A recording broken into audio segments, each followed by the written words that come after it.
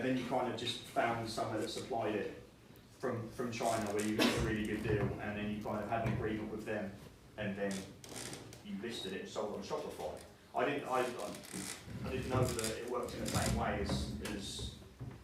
Well, it could be, you just need to find a supplier that's supported by us, or to find a supplier that has that particular product that you want to sell. And then it's the same thing, you just click on the extension, you say, oh, okay, I want this item, this one, and this one. And those items get transferred directly to your Shopify store. We monitor stock and price based on your rules and your criteria. Okay.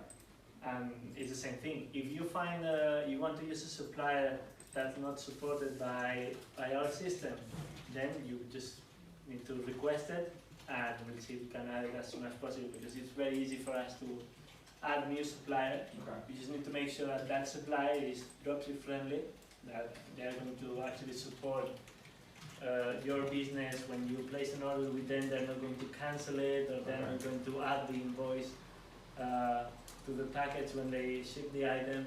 And these kind of things we like to verify, or at least know that they're happy with you doing dropshipping the.